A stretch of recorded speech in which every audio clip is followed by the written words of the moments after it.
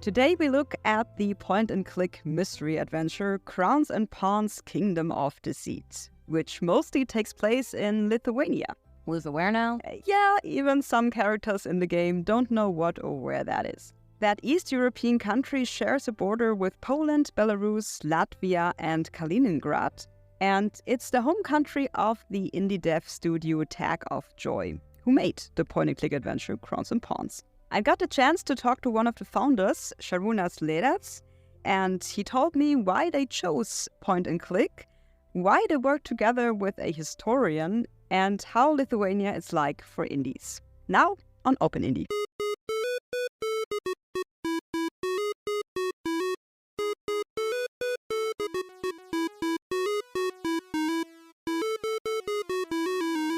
Šarūnas, nice to have you here on the show. Nice being here.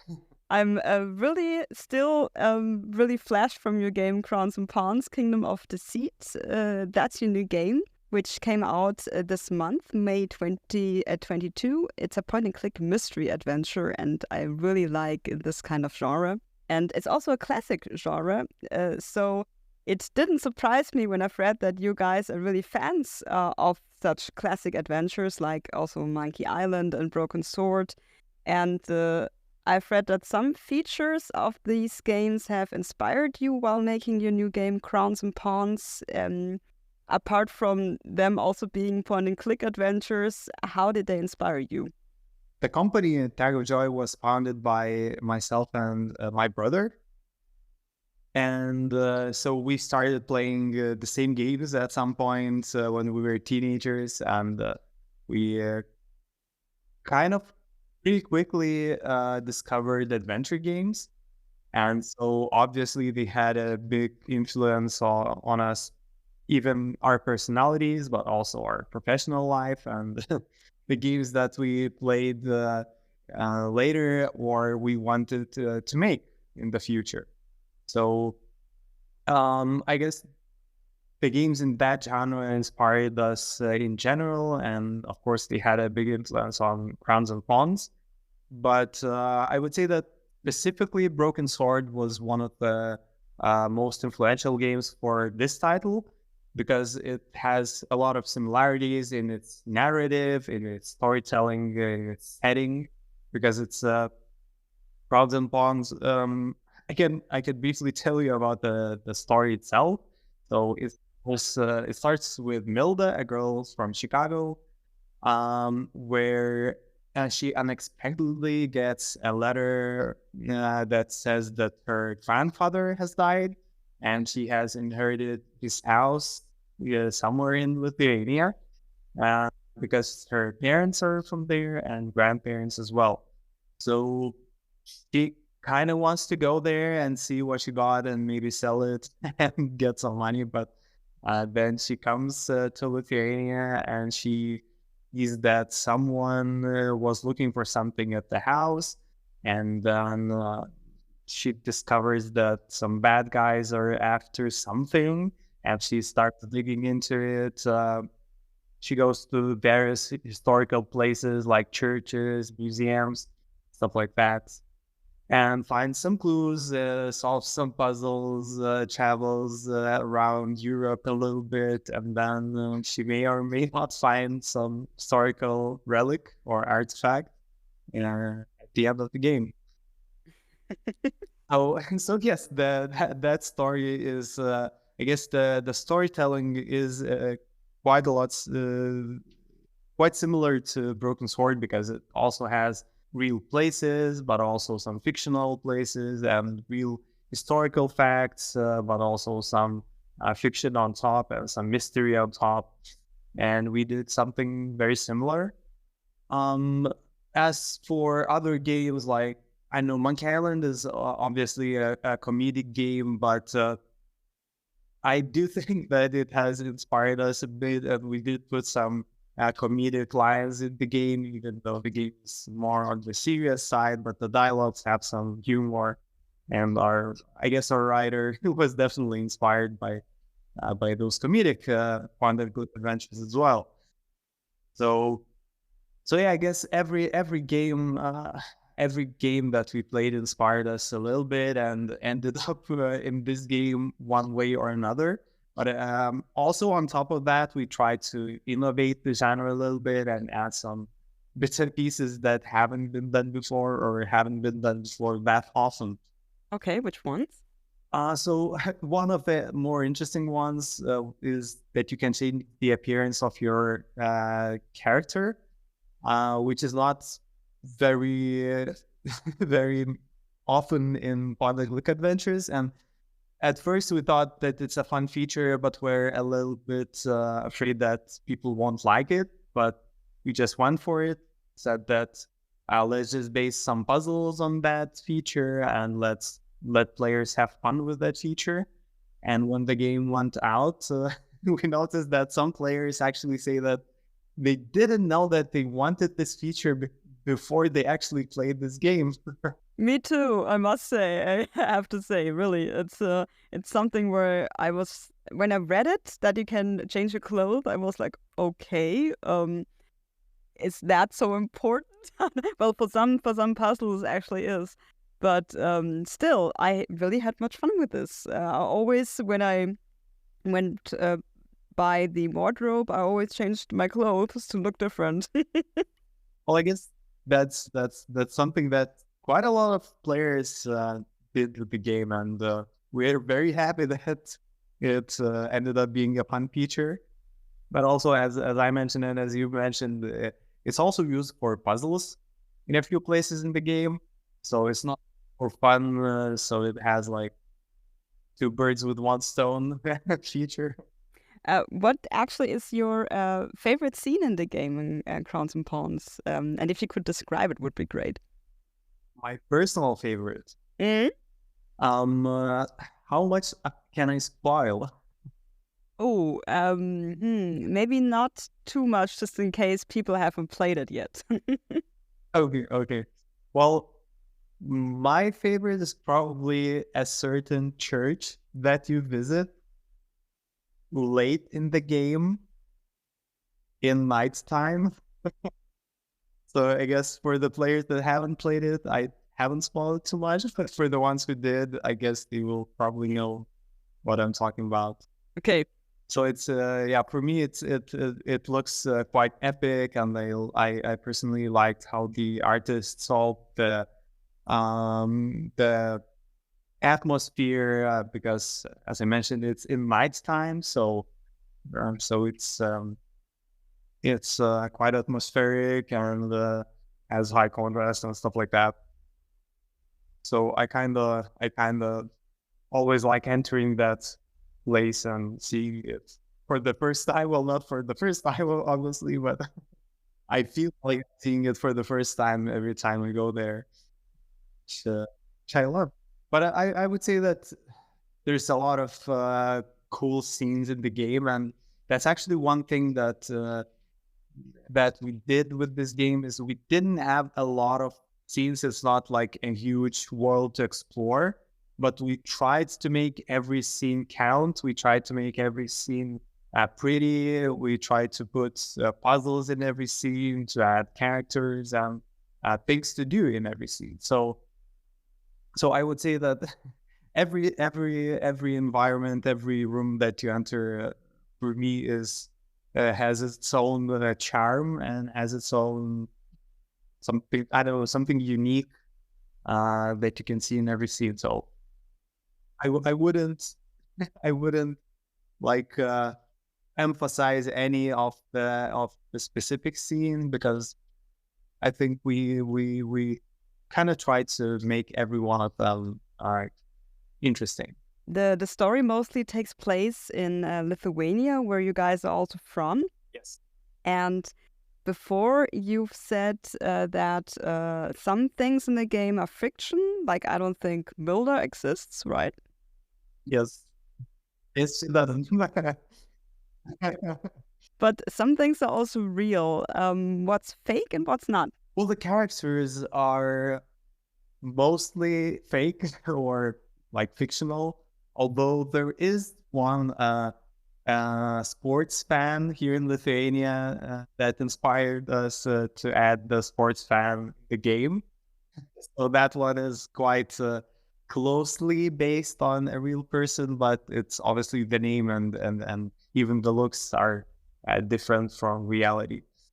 But other than that, the characters are not like based on real people, but they're based on some, I don't know, some stereotypes that we have here in Lithuania, or some features that we wanted to express and show in the game to the players.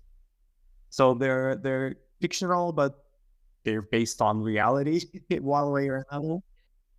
And then the places, a lot of the places are actually real. So the places that you visit here in Lithuania, Vilnius University, then the streets in the old town, they are real. Then the Chicago square that you visit in the beginning of the game is obviously the real deal. There are a few real places in one of the other countries that you visit. I don't want to spoil, but there's a couple other countries that you visit in the game. So they have some real places as well. But there's also quite a few fictional ones, like most of the the apartments that you go into the game are fake. So it's not your own apartment. No, no, it's not. I don't live in Chicago. Okay, But, true. but yeah, but the apartments here in Vilnius in Lithuania, they are also not real. We just wanted to put them in those specific places in the city, or make them look in a specific way. So they're not real. Some of the places that you see towards the end of the game, they are also fictionalized heavily or completely fictionalized. So, but I guess I assume the players kind of make the distinction there, because it's towards the end of the game, it's quite obvious which places are real and which ones aren't. Most of them are still based on research. They're based on even though they're not there in the real world. You could read something like that in some of the historical texts or something. So obviously we had some creative liberties there, but we tried to kind of add something real even in the fictionalized location. It's so great that you show something from your country and from the capital Vilnius.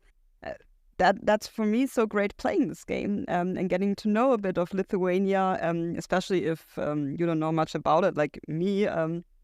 It's so cool to kind of visit the country and the city, and also to see the University of Vilnius. And although I'm not religious, I was fascinated by these old and really colorful churches where you have to solve some puzzles, and you really drew them like they are in real life, right?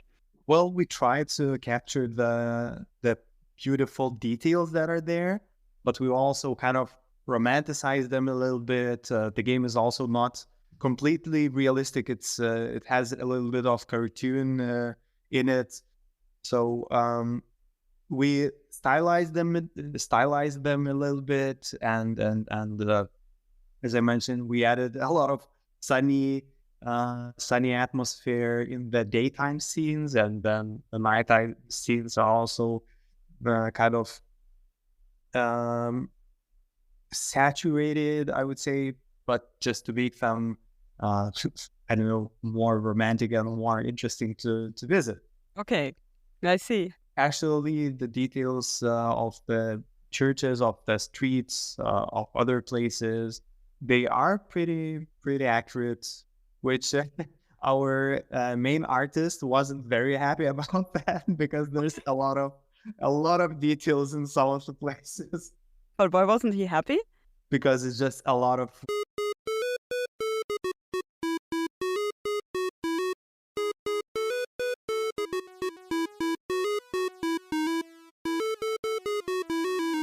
work to actually draw every ornament in a church or every detail of every building in the street. Okay. It's sometimes easier to draw something like from a fantasy game where you can just add random details and they look good. Of course, they have to be convincing, but they're still more random than a real place. It was quite a lot of work. I mean, everybody's happy with the result, but in the process, there was some swearing, I suppose. Was it also a lot of work with all these historical facts? Of course, there are some in the game. Like there's also, I would say, one of the main focuses, like focusing on historical facts. Like the main character Milda, she discovers the story about a Lithuanian king who was never crowned because he died before the crown could reach him. That's a true story, I heard. So did you kind of work together with a historian for the game, or I don't know, did you read a lot of history books, or how did you do it? We did do a lot of research, but so in the very beginning, when we started looking for something interesting to talk about in the game like this, we looked into some stories and books here in Lithuania, and we found one author. She's also kind of a historian. She does guided tours and stuff like that, but also writes books about that. So we contacted her, and she helped us with the initial kind of set of facts for the story of this game, which was pretty neat and pretty helpful and useful to start with. But then our writer and the rest of the team collectively took over, and we did a lot of research over the years and read a lot of sources, starting with books, finishing with Wikipedia, which doesn't have a lot of facts about Lithuania, but sometimes you discover interesting things that people write there, specific details that you wouldn't find elsewhere. So there was a lot of research involved, and most of the historical facts that we mentioned in the game, they are real, true facts. But we also did some speculation in between. Like, I don't want to spoil too much, but there are some objects that we talk about in the game or show them in the game, and nobody knows where they are or how exactly they looked or whatever. Okay.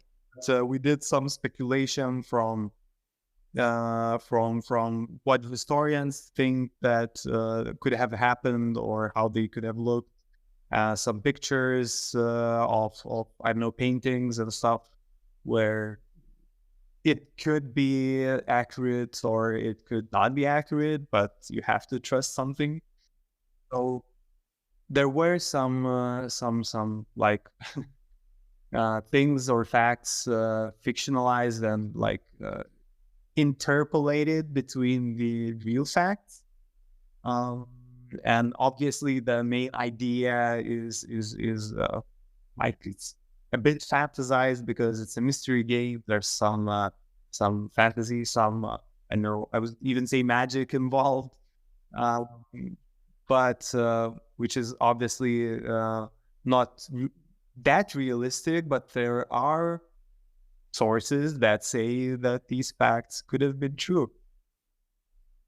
Yeah, that's really interesting. So I really liked that to not only see something of Lithuania, but also discover like some history of the country. So that was pretty cool. We do see a lot of movies and play a lot of games that take place in the, so to say, regular places in the world. And we see a lot of, I don't know, Eiffel Tower or and the Statue of Liberty or places like that. But we don't hear a lot about smaller places that also have really interesting histories and really interesting, I don't know, places to visit and so on. So I really like the fact that more and more, especially indie developers, are trying to kind of show their own home countries and things like that. That, for example, did you know that Firewatch is based on a real place that one of the creators grew up in? Oh no, I didn't know that. Really? I thought it's fake. Okay. Many of it could be fake, but there's still a place like that in somewhere in Wyoming, and one of the two lead creators of Firewatch grew up there. At least that's what I read. And then there's other games like even that point and click genre, like for example, Gibbous, which you probably know. They use some locations from Transylvania, which is the place they are from. And then there's Saint Kotar, a game that's based on Croatia. And so yeah, there's quite a few games like that that actually show the countries where the developers are from. And I think it's really interesting because it's exotic to the rest of the world, but there's still interesting places and facts and stories that you can tell there. Also, typical for point and click adventures, you have to solve a lot of puzzles. And I really love doing that. But still, here and there are many situations where I'm just desperate. And that also happened in Crowns and Pawns, I have to say.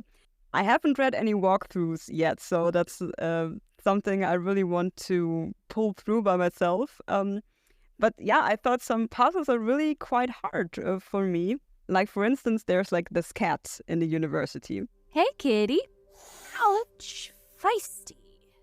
Which sits on a table and sits on an ID card I really need. And it always bites me when I reach out for the card. In my inventory, I've got this fish bagel, and so I combined in my head, okay, cat plus fish equals ID card. But no, the cat doesn't want to eat the bagel. So that's just one of the puzzles I'm really stuck with, but I'm pretty sure I'm getting there. With a specific cat, I can tell you that you have to do something else Okay. before the cat goes somewhere else as well. All right. But it's interesting actually that with some puzzles, I guess, in our game, but also other games as well, is that the player can get really stuck on something, or I would even say fixated or something on something specific that they don't even need right now, but they desperately want to get it or to do it, and they try everything before trying anything else. But sometimes you just have to let go. Maybe the situation will change. So this is one of those places. Okay, yeah, I thought maybe I have to come back later or something, but yeah, it's true that because I think I know where I have to use that ID card. So yeah, you're so close kind of to the solution, and you just really want to grab it and go on. But yeah, I think that's something for later. Um, but I was wondering, what are other players saying? Are they also kind of struggling like me? Throughout the development of the game, we try to make the puzzles as varied as possible. So we added spatial puzzles, we added timed puzzles, we added just regular inventory combination puzzles, we added puzzles in date format, we added dialogue puzzles, and like all kinds of puzzles that you can find in games like this, because there are different people, they like different kinds of puzzles, and if you make all of them the same in the game, then a certain audience will love the game, but everybody else will think that it lacks something. So we try to kind of give something to everyone. And the same goes to difficulty of puzzles. We try to make some of them easier, especially in the beginning of the game, even though the one time puzzle proved to be quite tough for a lot of players. But we did try to make the puzzles easier at first, then a bit more advanced when the game progresses, and then slightly easier towards the end. Um, and I think that the balance is pretty good from what we've heard, because some people are struggling a lot. They say that this game is impossible, but there are other players that say that, well, I played this game in a few hours. I didn't get stuck anywhere. Okay. So there's always the spectrum of players, like really hardcore players that have played dozens or hundreds of games like this, and they they won't see any issues in a game like this. But there's also more casual players that will start struggling with the first puzzle that they meet because they're not used to puzzles. We actually got some feedback from players like that. They say that it's my first point-and-click adventure, and it's pretty hard. Well, I mean that's fair, but I guess it's given, because if it's your first game in that genre, you have to learn to play a game like that. Same with, I don't know, if you play Quake or Unreal Tournament or CS:GO, it will be tough for you for the first time. So you have to learn the skills, you have to understand the genre, the mechanics, everything, and then it gets easier. So I guess there will definitely be players that will struggle more or less, but there definitely are players that don't struggle at all in our game. So I would say that the balance is probably somewhere in the middle, and that's what we aim for. And I guess that's the best you can get, because then it means that most of the players find the puzzles satisfactory. They're challenging enough, because if you make them too easy, they're just not challenging. They become boring, and you just think that they're just there for you to click through, which is not great. So you do need to have some challenge, but then what we wanted to do, the main goal in the puzzles, was to make them logical, so that when you finally solve them, or even if you look at a walkthrough, you would feel that if you, I don't know, noticed a specific hint in a dialogue, or while exploring the environment, or if you gave it more thought or something like that, then you would have figured it out. So I guess that's, for us, it was the main goal, that the puzzles would feel logical, even if you struggled with them at first. Yeah, I think that's really important. I also played a puzzle game where it wasn't logical at all, and even if you thought about it really hard, you would never, solved it. It's just by trial and error, and that's always that these are bad games, I think. So I think there's some kind of logic has to be, like some kind of hint, or as you said, in a dialogue, that you kind of realize what to do. Actually, we've heard a couple of players saying that puzzles are completely random and trial and error in Crowns and Fawns, but but we know that those players didn't notice the hints, because we put the hints for every puzzle that we thought might be a little more difficult, or might not be intuitive for everyone in the world, because, well, everybody has different perceptions of the world and different cultural backgrounds and so on. So we try to put at least a little hint for every situation like that. And I think that if you actually explore everything, you will find hints for most of the puzzles in the game. So many indie developers, they choose early access for their games. Some say they want to get constant player feedback, which helps them during development. Why didn't you choose early access for Crowns and Pawns?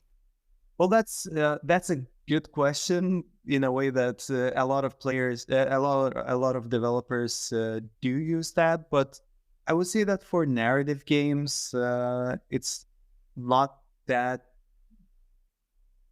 logical to go to early access, because early access means you have kind of a prototype, like a version that is playable, but it's not there yet. It doesn't have enough levels or enough, I don't know, balance or stuff like that. A game like this, you don't have more or less levels. You just have the game because it has the beginning and it has the end. Okay.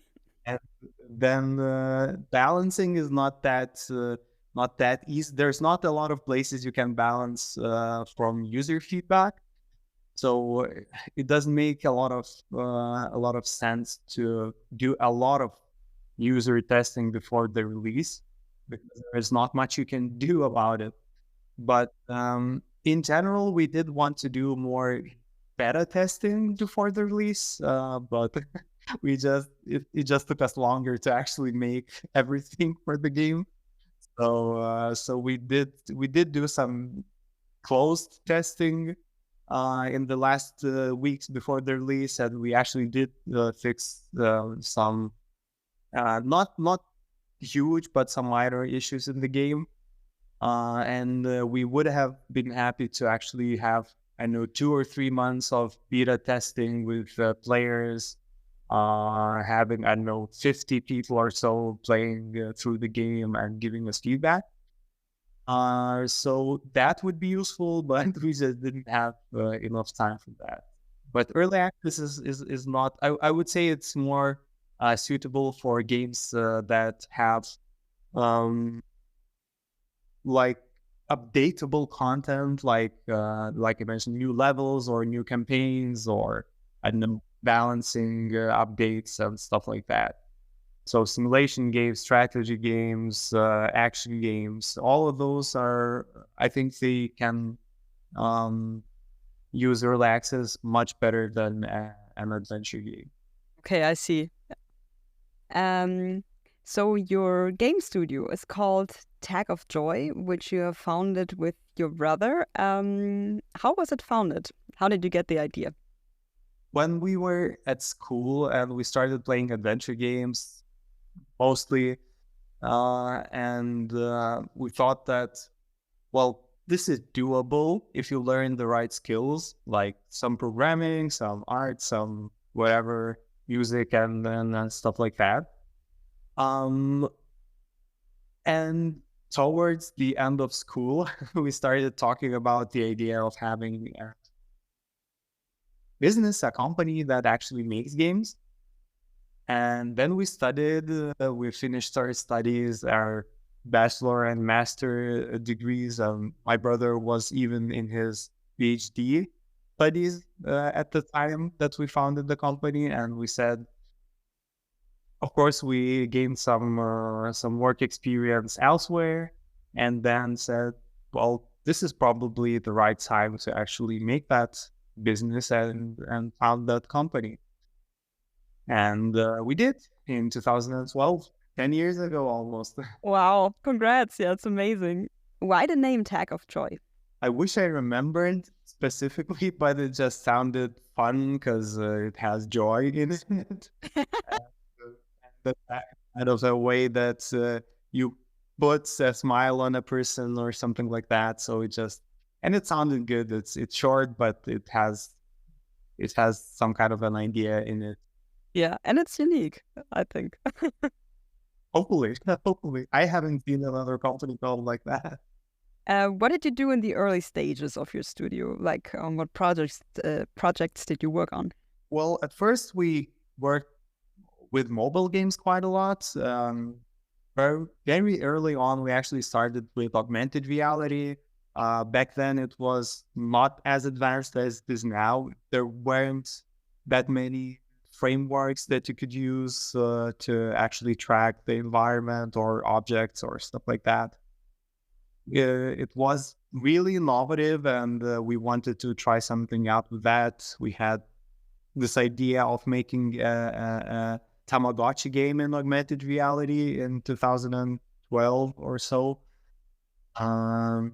We actually won a few awards with that prototype, and then we moved on to because that one used a marker tracking, so you had to print an image and stuff like that. But we thought that maybe something more accessible would be more interesting. So we moved on to location-based augmented reality and created Monster Buster World Invasion, which is a monster fighting and collecting game that you play outside on a map.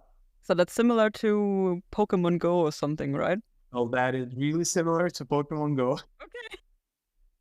Basically, when we started, we actually had the idea around 2013 or so, and we did think that let's make a Pokemon game in augmented reality, and we did, obviously not with Pokemon, but with our own monsters.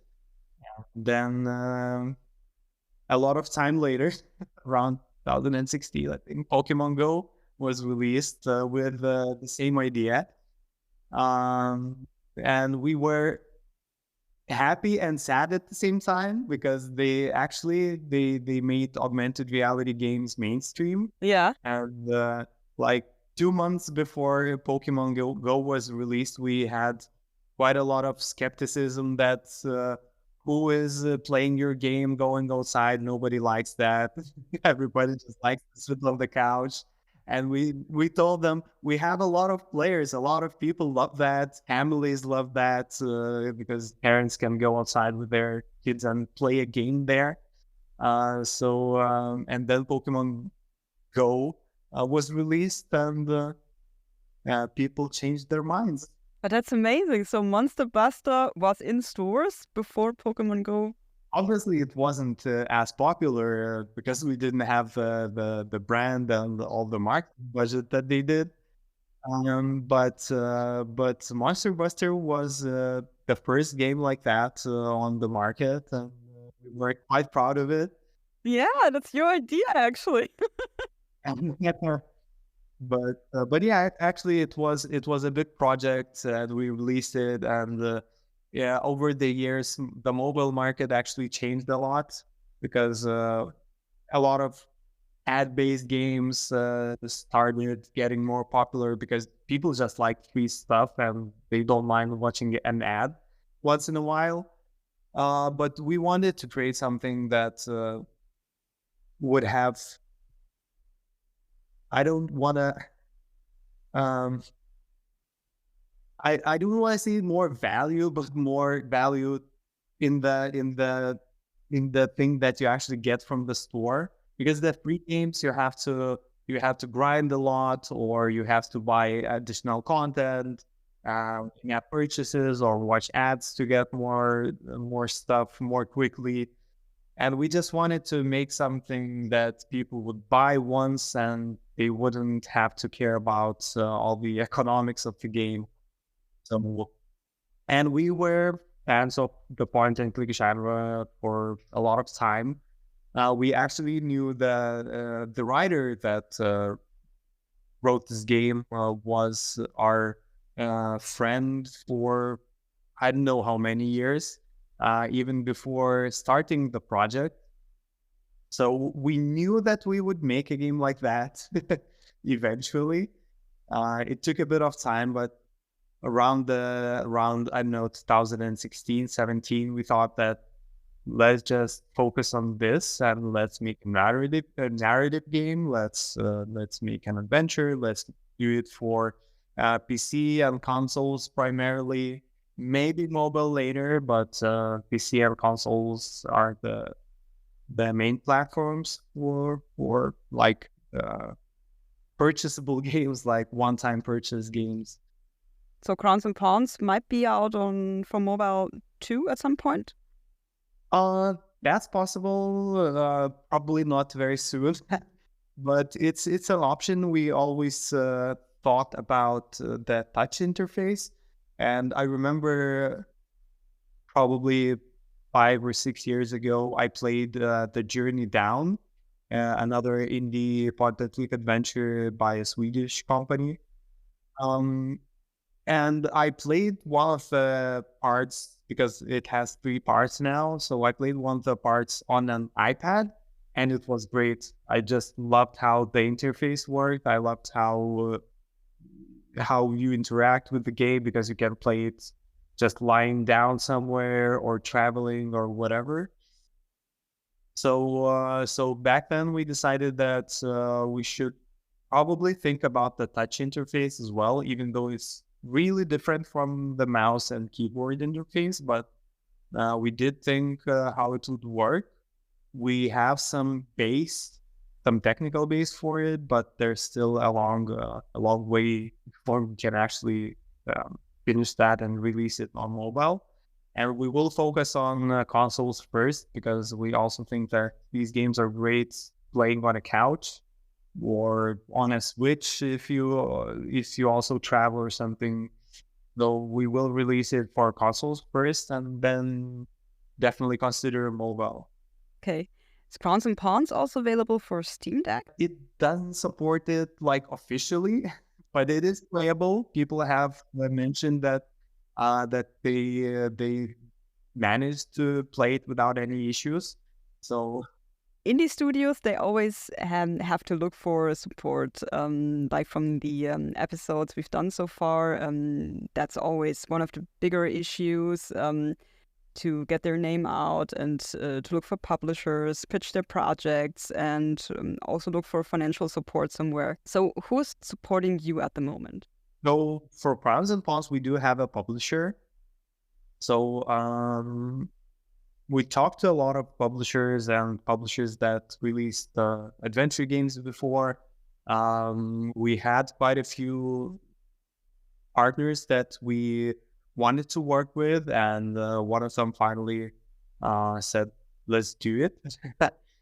And so the publisher obviously helps with the marketing and with getting the game to specific platforms, because they have contacts and they have people that can adapt posters and covers for different formats and different stores.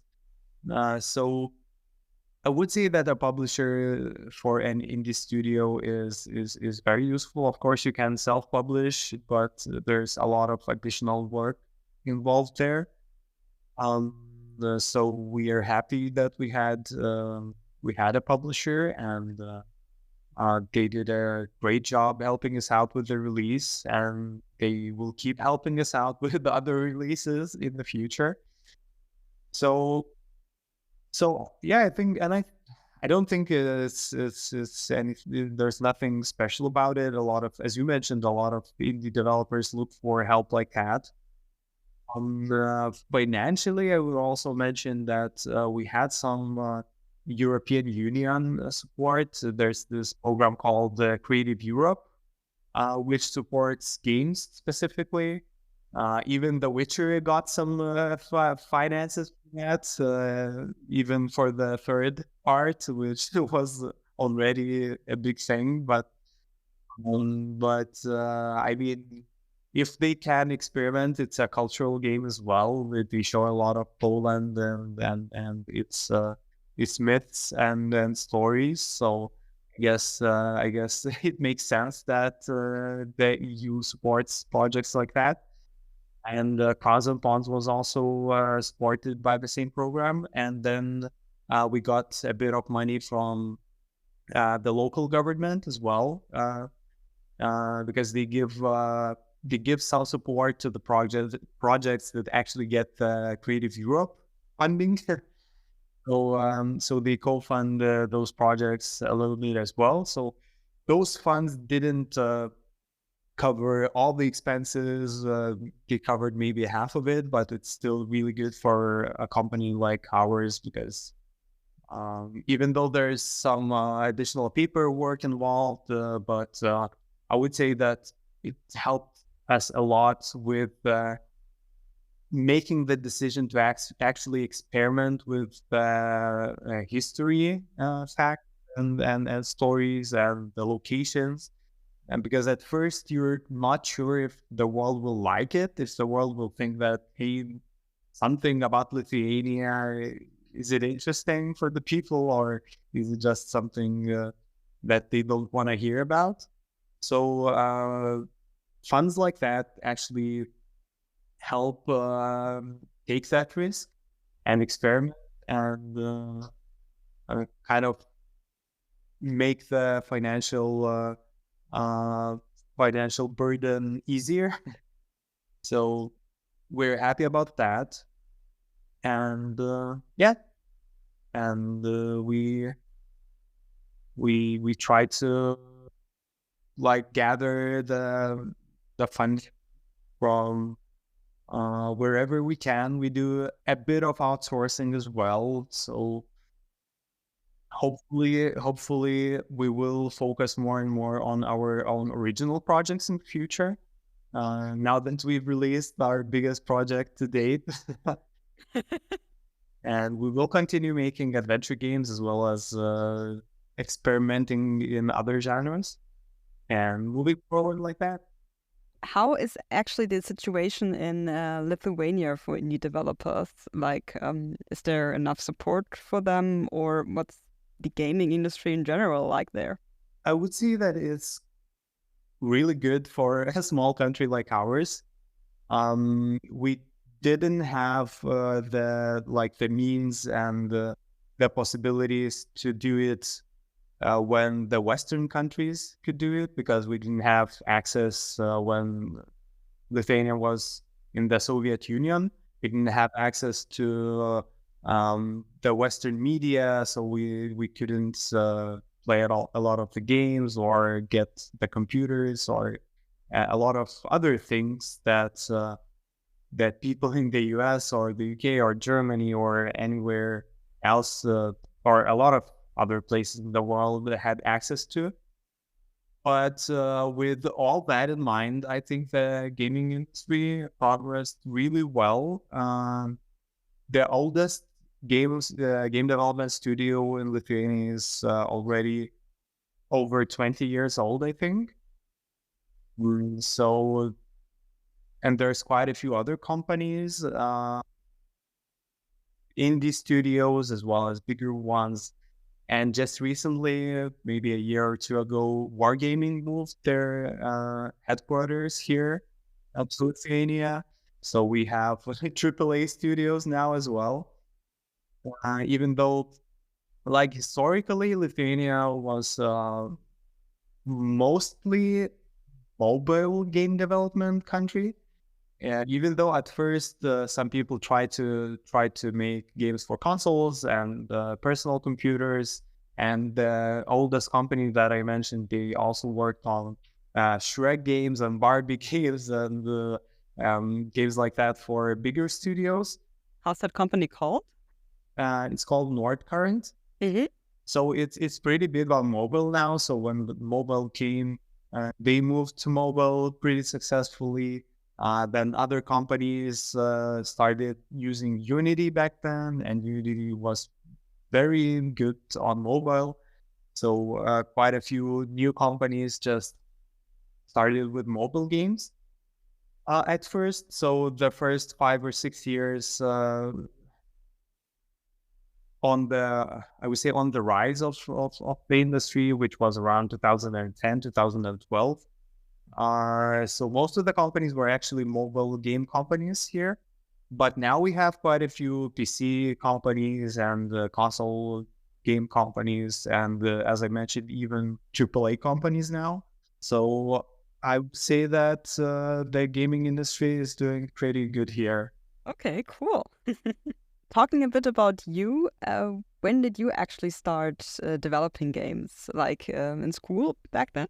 It started when I was still in school. So as I mentioned before, my brother and I, we started talking about making games and what skills we need. So he moved to programming pretty quickly, and he liked that.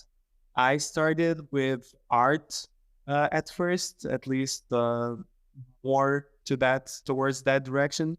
And I was looking for projects. I joined a couple of like smaller ones here, but then I found Broken Sword 2.5, which was a handmade game somewhere in Germany. And I thought, well, there's internet. I can join that team remote, even though most of the team was actually remote even back then. And I joined that team, and maybe half a year or a year later, I became the art director of that game. Wow. Okay, cool. I was still probably in the 11th or 12th grade, Oh, it's crazy. Okay. but since it was a really young team and a lot of people that it was their first project, they just were really open to any people that showed initiative. And since I was at school, I had a lot of time on my hands. Um, so um, so yeah, so I worked on that project. It was a really interesting experience and learned a lot. And one of the reasons that Broken Sword was one of the big influences to Pros and Pawns, because we just wanted to use that experience that I gained there in our project as well. And I actually met our composer in that project as well. So the composer is Daniel Faros, and he's a German composer. He has won awards for point and click game music. Um, he has written music for the Dalek games and some other games. So yeah, so that was probably kind of a big breakthrough, not that much professionally, because it was a fan-made game. It was a non-commercial project. We didn't make any money for that game, but it was a really good learning experience, and we actually released it in 2008, and then released English voices in 2010, and then I moved to other things, and a couple of years later, we founded our own company. What would you say worked really well in your life as a developer, and what maybe didn't? As a game developer, and probably most of the people that work in this industry, the best thing is actually seeing your product out and seeing people enjoying it, and seeing people that like your creation. It's still a creative industry. It's not like super technical. It's not super mathematical. You never know if something that you do will be liked by other people. So when you actually finish something and release it and see that people enjoy it, I think that's probably the best thing that you can get from a creative industry. And for me as well, it's probably the most satisfying moment every time. Um, One of the hardest things as a developer and as a game developer specifically is probably the process sometimes, because you start really fast, you prototype, you have something quite quickly usually, but then there's a few years of just grinding and adding new stuff, features, content, stuff like that. And at times it can get pretty difficult and tough. And but then you release it, and then the joy comes back, and then you want to make something new, and then you go through the same process again. So that's a tag of joy. So that's, yeah, then you get the tag of joy for yourself, the tag of joy for everyone that played the game. Is there a moment in your life in the games industry that you'll always remember? I wouldn't name one thing. I can't remember any one thing, but I do remember many happy things. So again, releasing games before, releasing Pros and Pawns just recently. I still remember when I joined Broken Sword 2.5, and I learned a lot there. And I remember drawing my first background for that game. It was, I mean, now it doesn't sound terrific or exceptional, but back then it was really exciting to see something that you made in a game like that. What kind of background was it? I think it was one of the backgrounds that we took from the first Broken Sword, so probably Hotel Hubu. Yeah. So we did redraw them because the first Broken Sword used 640 pixels in width, and I think 420 in height, probably.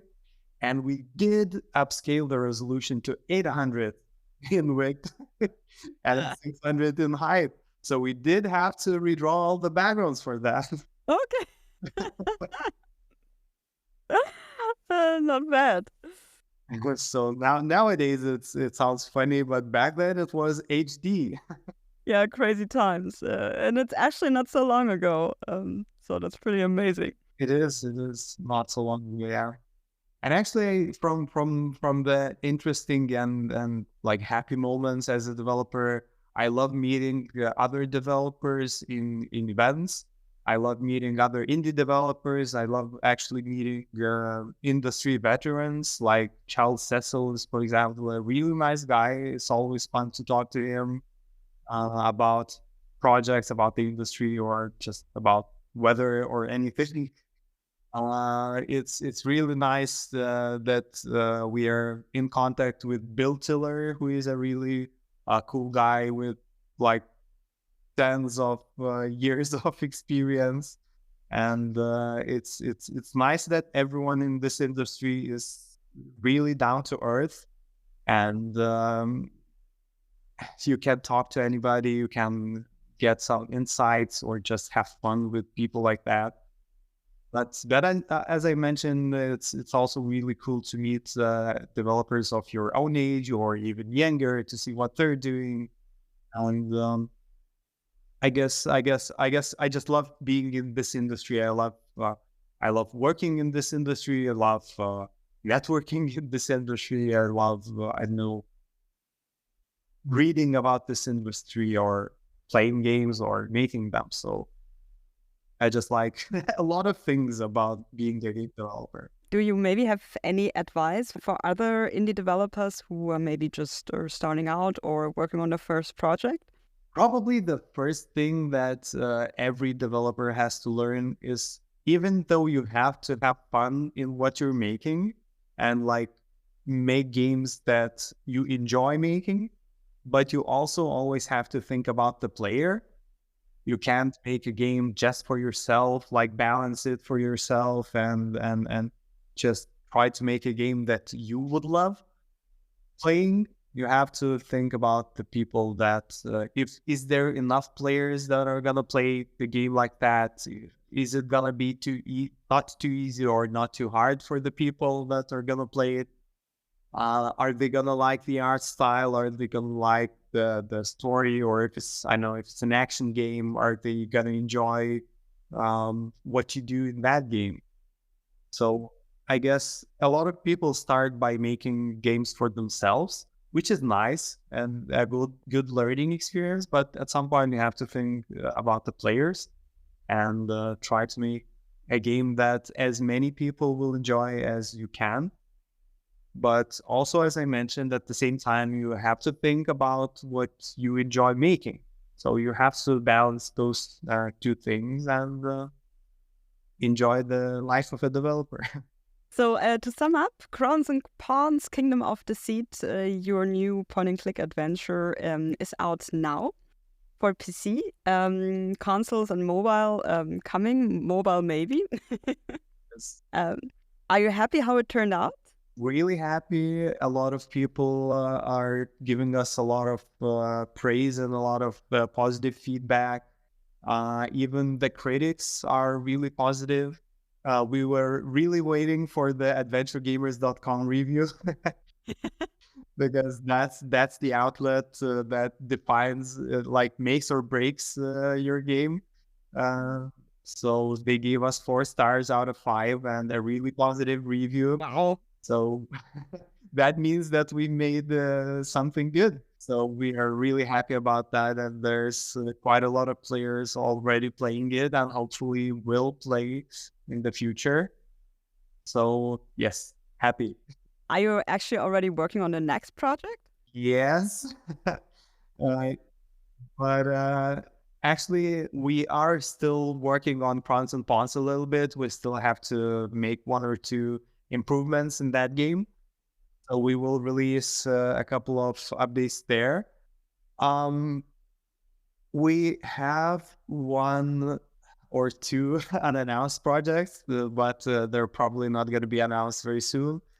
And we have another completely different project in the works that is more of an experimental project for us. It's in a different genre, but since we liked experimenting throughout the existence of the company, as I mentioned, we worked with augmented reality and with different genres, including even educational games, which are always a challenge because you have to kind of find the balance between interesting and informative.